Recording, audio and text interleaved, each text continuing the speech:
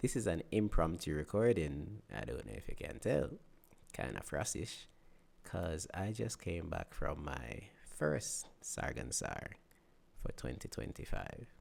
If you'd seen me post this video, not a video, this picture, right? If you had seen me post this picture last year, this was Tsargaan Sar last year, it was pretty light because it was my first time. But this year, because people know me now and I'm getting invited, yeah, so I'm going to give it a full rundown.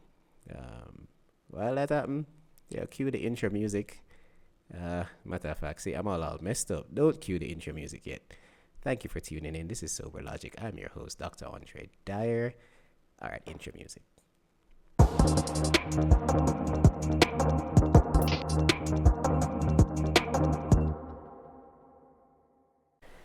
Where to start? Tsargaan Sar. I don't even know if I'm saying that right. To be very honest with you, I don't know if I'm saying that right, but Tsargaan Sar. It is the lunar New Year celebration for Mongolia, and they go hard. They go hard, and it is for a good cause, because the whole concept of Tsargaan Sar is family and paying homage and showing respect to those you love and those you care about. So, as a foreigner, it's just my big toe getting wet in the thing. Is it? Right? But the whole thing is so fascinating to me. I am truly honored. So if you saw my previous post last year, I said honored to be honored at Tsargaan Sar. And in fact, this thing behind me right here, I got that last year. It's the traditional script of my name, traditional Mongolian script of my name. And apparently this is super hard to do, even for a traditional, like somebody that's engraved in the culture and thing, like that's hard for them to do. So when someone sees my thing, the camera is like trying to focus. Let me put my hand on there. I'm new to this, sorry. Like they'll be like, whoa, you got your name in script? Like, yeah. So I'll break it down for you. First off, if you don't know me, I like to embrace the moment. You see me? When I'm in the moment of something, you'll never see me take out my phone. Oh, make a record this and record the moment. That's never going to happen. Because when I'm in the moment, I'm enjoying the moment, I'm building memories up here, because I didn't grow up with cell phones. I'm building the memories up here. So one day when I'm sitting on my couch, I'm like, oh, yo, I remember that. And see, that's where my detailed memory comes from. Because as this podcast goes on, you're going to realize, like, I'll give you very distinctive things. I'll tell you word for word what someone said, because I'm in the moment. I can tell you what shirt they were wearing, what pants they were wearing, because I'm in the moment. I'm not like, oh, I have to catch a video. Like, that's not me. Never have been, and I hope it never will be. Right? So, that's a lot of blabbing.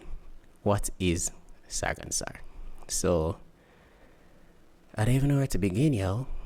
So, man, I'll probably just cut out all of this, you know. Yeah, I'll probably edit this in post. But for the most part, you honor your elders, all right? You honor your elders in the sense that everybody in the family will go and look for the most elder people in the family line, right? So if your grandfather, great-grandfather, grandmother, great-grandmother are alive, everybody pack up them things, and then they make a lot of food, and they'll bring a little change, a little money, and everyone goes out and look for those people, right? Traditional Mongolian food is called Buuz. It's like what Jamaicans would refer to as like the Chinese dumplings. It's a variation of that, except it has lamb. It's translated to lamb from Mongolian to English, but really it's sheep. Because for like Caribbean people like myself, North Americans, we see lamb as a baby sheep, right, before it's mature. But in Mongolian, it is sheep, but they call it lamb because that's the direct translation. So there'll be lots of boots, depending on how large your family is. You're probably making anywhere from 500 to 5,000 boots. I'm probably going to find some stock photos and show them up here so you can see what I'm talking about for my visual peeps. Today, so I'm going to break down my experience for today because the mixture is talking in me, if you know what I mean. And oh, by the way, my camera is up here, my eyeline sight is here, but my screen is here, right there. Yeah. So if you see my eyes going all over the place, you have to see me. So today I got invited to one of our staff members from school. He invited me. I didn't get to make it last year because I didn't know what was what last year. So when I got the invitations, like, you know, Jamaicans were ever late and weary. So didn't know where to go to and then I didn't know the language. I didn't know like the gestures. So I missed out on a lot last year. So definitely made it this year. Made it a point to present myself this year. So when you go, there's this greeting that you do with your arms. So imagine putting your elbows in my arms if you're the older person, right? So if I went and visited someone's grandfather, they rest their elbows in my arms. Again, I'll probably like put up some stock photos or things. So the irony is now I'm at this guy's house because I'm older than him and also because I'm in a more senior position than him. He held up my arms. It kind of took me off guard because, you know, I was practicing, right? And we're like laughing about it with our greeting, like, yeah, you know, both our greeting. He has such a beautiful family. He has a beautiful wife, 2 kids. His eldest is a girl. His son is the youngest. The son is 1. The son was so chill. It's the most chillest 1-year-old I've ever seen. Dude is like, yo, you're like so chill. So chill. So walking, there's dried meat on the table. So the dried meat now, depending on what tribe you're from, and apologies my Mongolian friends if I'm using the wrong term, because I know you have tribes and you have your district and the different areas, so forgive me if I'm using the wrong terms. So you have like a dried meat on the table, which can be sheep, horse, yak if I'm not mistaken. So he had horse. Saying as a Jamaican, you're like, horse? Yeah, man. So he had horse. It was nice. The wifey sliced it up. So wifey had someone there helping her. It was sliced up with dried pickles. I'm allergic. I'm lactose intolerant, right? Sorry for yelling the mic, sorry. About 70% of the Mongolian diet is milk-based. So 70% of the stuff I cannot eat, right? So like the fermented milk tea drink, I can't drink that. Erig. There's like some like circle treat things, I can't eat that. And then there's like these slender I'll find some pictures, throw them up here. I don't even know the names of them. All right, so I'll just throw the names up there and show you, but they're all milk based. So what I could indulge in was the horse. And again, where me come from, horse is not a thing that we eat on a regular, if at all. We race horses in Jamaica. We don't eat them. When the horse can't race no more, and put down the horse and give it a nice funeral. So yeah. Then you have this thing called sea buckthorn. So sea buckthorn is a little berry thing, is like orange, and it's loaded with vitamin C. You can drink it cold, you can drink it hot. But the way they did it, because they're expecting so many people to visit their house, it was kind of like a stretch thing. Oh my gosh, what was the term? Can't remember the term right now.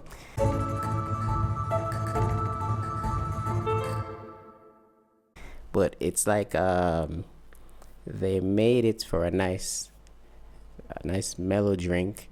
It was a nice smooth, like a nice smooth drink. You know, like when you make lemonade for the kids, but you don't make it too sugary, but it's still a flavor. So like the older people or somebody with diabetes can actually drink it.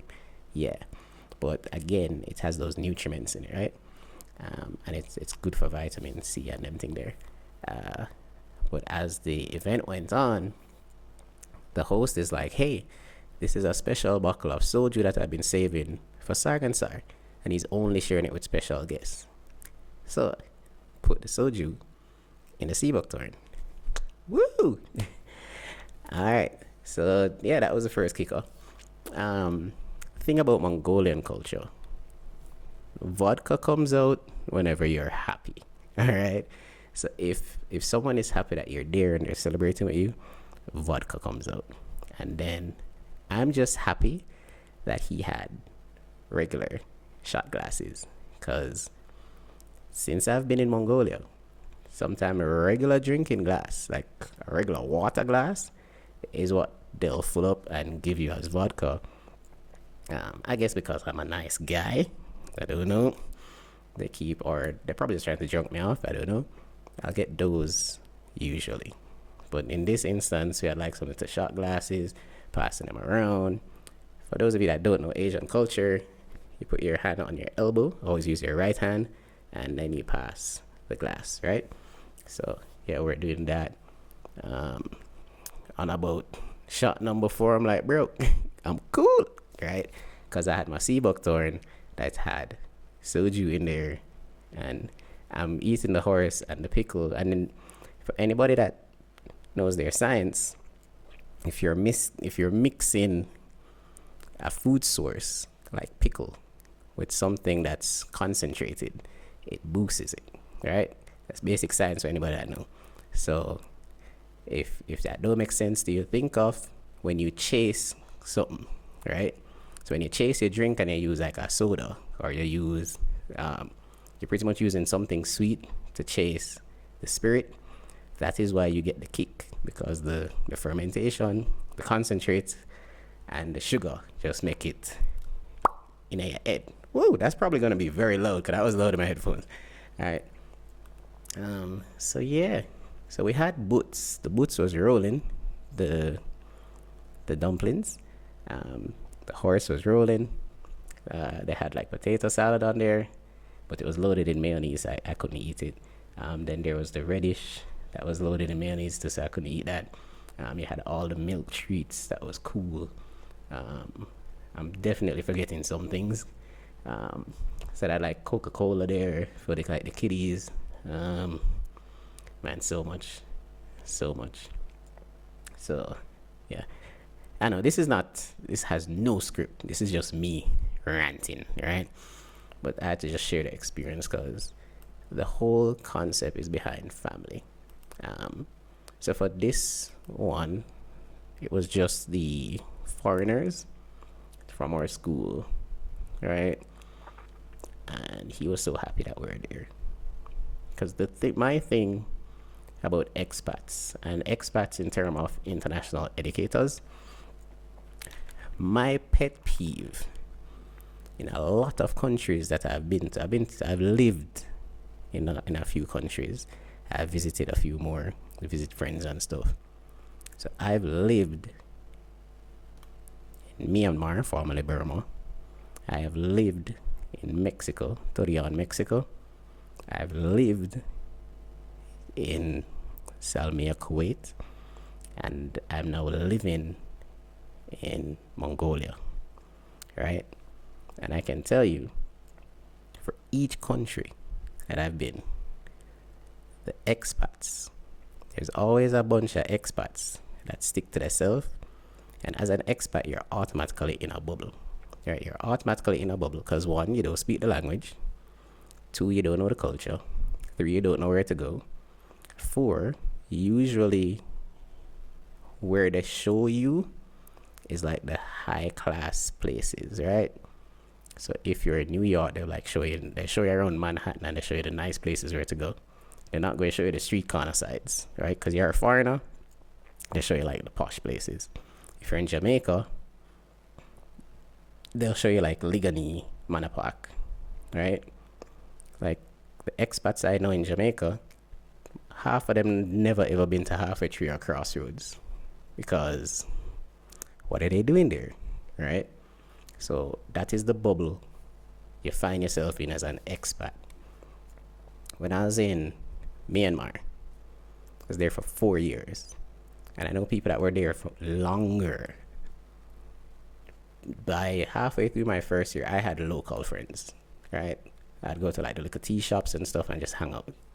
And people were like, oh no, let's just go to the American club. Let's go to the British club. And it's just a bag of foreigner. If you're going to live and work in a foreign country, why are you not embracing the culture? Why are you not educating yourself?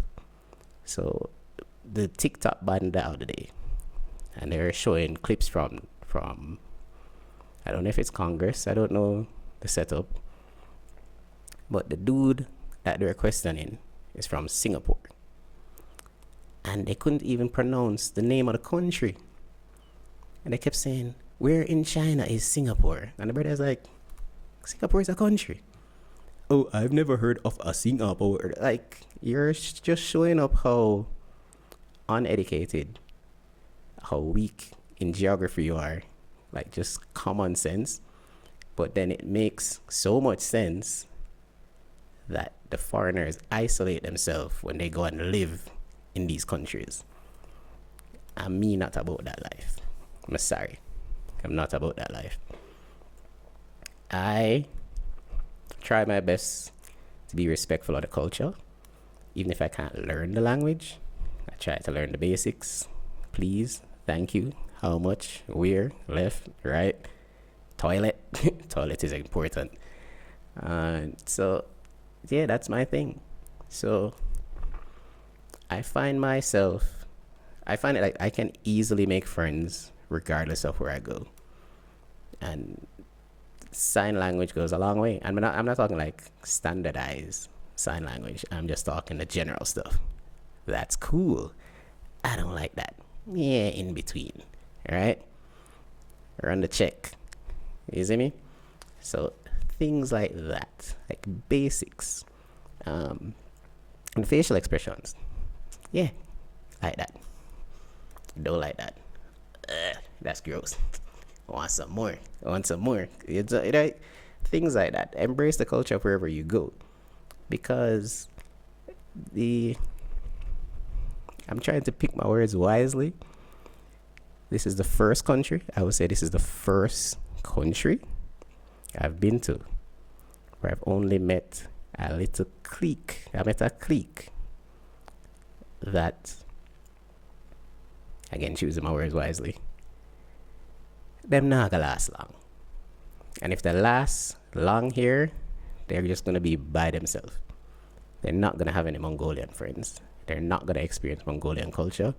Nobody's gonna invite them anywhere. So like Tsargaan Sar is going on now. I would bet money that no one invited them to go anywhere.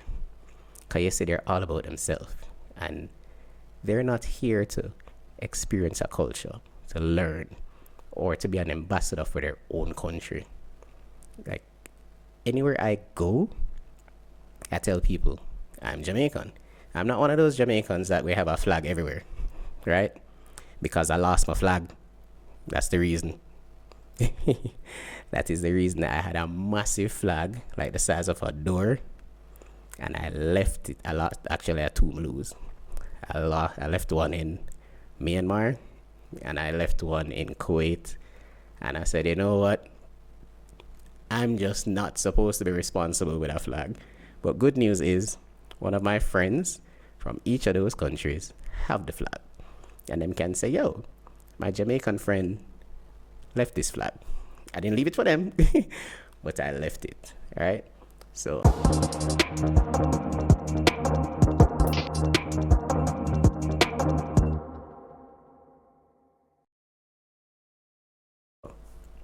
Yeah. So that's my thing though. But yes, Tsargaan Sar though, it just shows you how important family is. It shows you how important respecting your elders is. It shows you how important community is. It shows you all of these things. Because some of our staff members, if Google Mongolia, right? Google Mongolia. For the size of the country, it is the most least dense populated country on the planet. The most least dense populated country on the planet. What that means is, if you have a set of people here, so you gotta drive for miles, hours, before you book up on the next set of people. And when I say set of people, I'm talking like a district. Along the way, you're gonna see like little gear camps, GER. So you can Google that too, right? Again, probably just give you some pictures for context. So you'll have gear camps along the way. People that have them like the cattle and stuff. But now imagine you're coming from the city.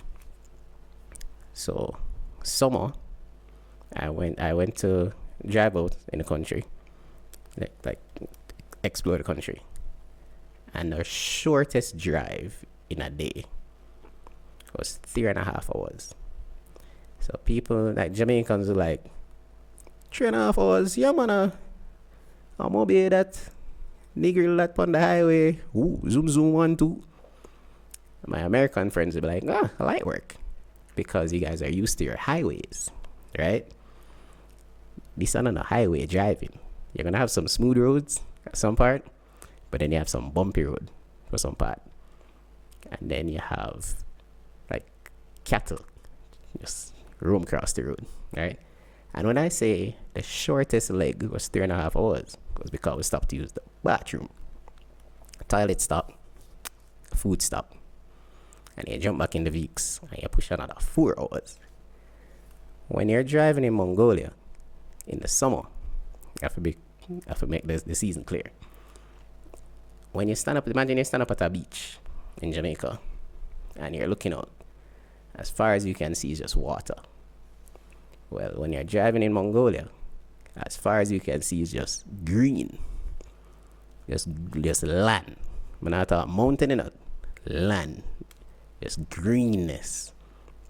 And then for some instances, you might see some mountains in the distance. But imagine you're driving now for 3 hours, and that's all you're seeing. One long stretch of road and green for 3 hours. When you're driving in the States, you're going past other cars. You have 4-lane road. You have a couple lane over there, so you have trees, you have stoplight, you have stores, you have malls, you're going through like a subdivision. Like, you have a lot of things that you see along the way. So your 3-hour commute don't seem that long. In a Mongolian road trip now, it's nothing. It's road and green for the 3 hours. So it's long. Alright? So at least for a foreigner, someone visiting, it's a long car ride. So yeah. But I say that to say, we have people from work that will be them leave out yesterday, alright, and them probably reach last night, or them probably reach today, especially if they live way up north or them live way west. They're gonna be driving for 8, 12, 16 hours. Flat road. Well, it's still snowing now, so it'll just be white. This year it's just gonna be white. Just road and snow. No mountain, no bag of car passing you, no pit stop, no malls, none of that. Just open road for hours to get to their family, eat some food, have some fun, bust some laugh. Definitely sleeping over, right? They probably stay there like a 2-day, and then they're gonna make that drive all the way back to the city so they can come back to work, right? And they do this every year. And it's a tradition. And when I tell you that the elders look forward to seeing everybody, boy, I'm telling you, man, they go all out. So even although as a visitor, I will come with a gift. It could be monetary. It could be something. You bring a gift. When I'm leaving, there's a 95%, 99.9% chance I'm going to get a gift to say, thank you for visiting me. Right? So it just shows like the appreciation. And then now, again, because I'm a foreigner, and I'm invited into their home, and especially, what's the word? I don't even know the word to use. Like, I'm a chilled guy, right? I wasn't always a chilled guy, but these days, in the 40s, I am a chill dude. I'm not the type of person to just flare up on her for no reason. If you see me flare up on her, there's a good reason. There's a good reason why I'm her and wild out on you. It's not just gonna happen. There's some people just raise their voice for no reason, right? And I don't work with people like that. I make it my point of duty to like, yo, you can't be in my professional circle because there's no reason for it. So I think because on that note, I get invited to a lot of these places and to a lot of my co-workers' home. Like, I get invited a lot.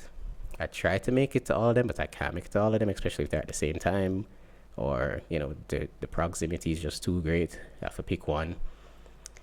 So yeah, but again, the whole concept of Tsargaan Sar, if the world did it more, yeah. I mean, Mexico had something like it. But the closest thing I saw to it in Mexico was like in Sarah, when the girl turns, I can't remember if it's 15 or 16, the whole family come out and it's a party, and yeah, everybody, every uncle, every cousin roll out. Think of that minus the dancing.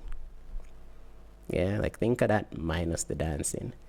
And then for like my Arab friends, think of Ramadan, which started today. Happy Ramadan!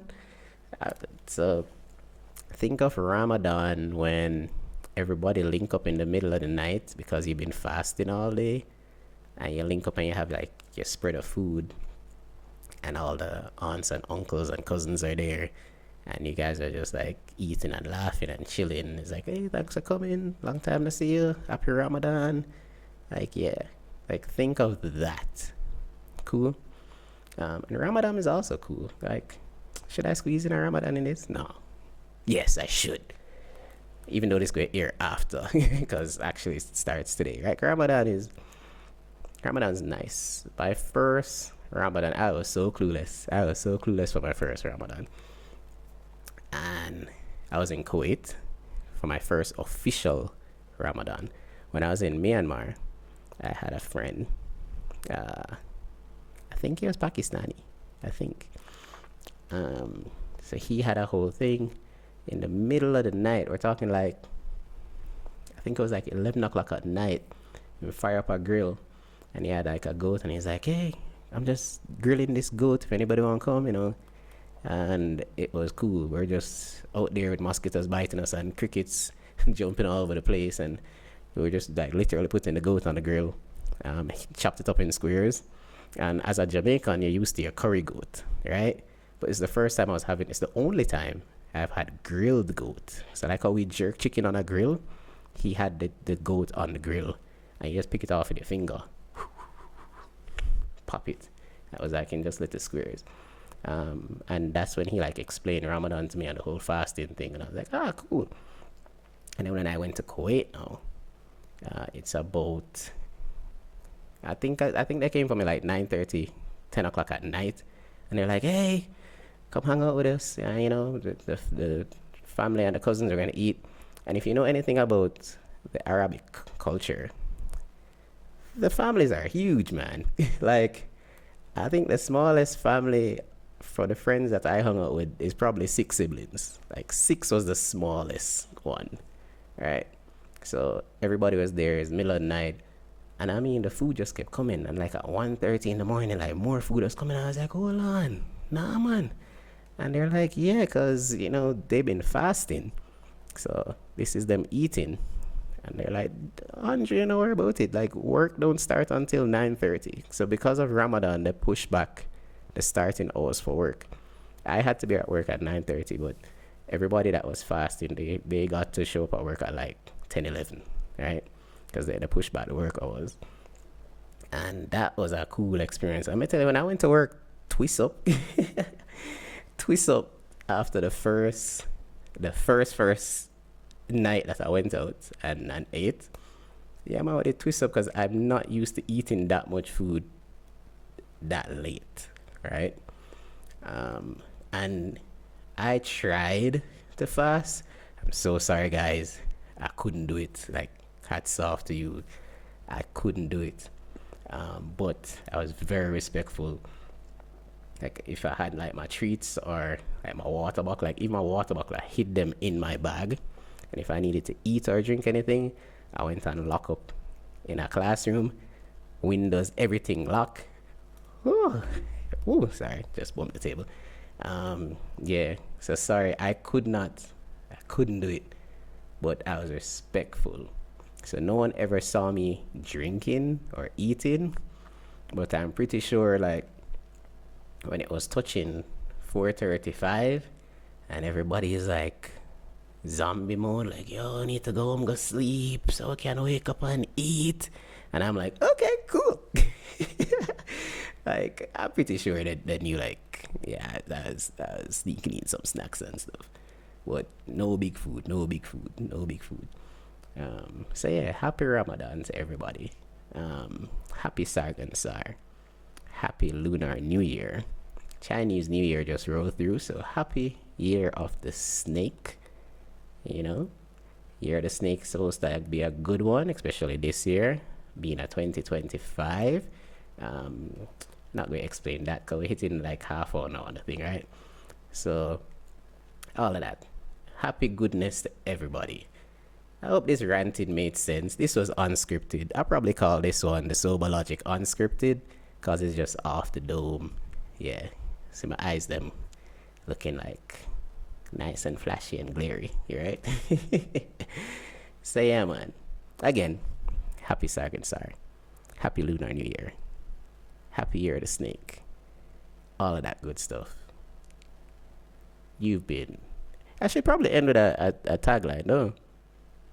Make a work on it. Until then, stay blessed. My name is Dr. André Dyer. Thank you for tuning into the Sober Logic Podcast. You have a good one. Cool.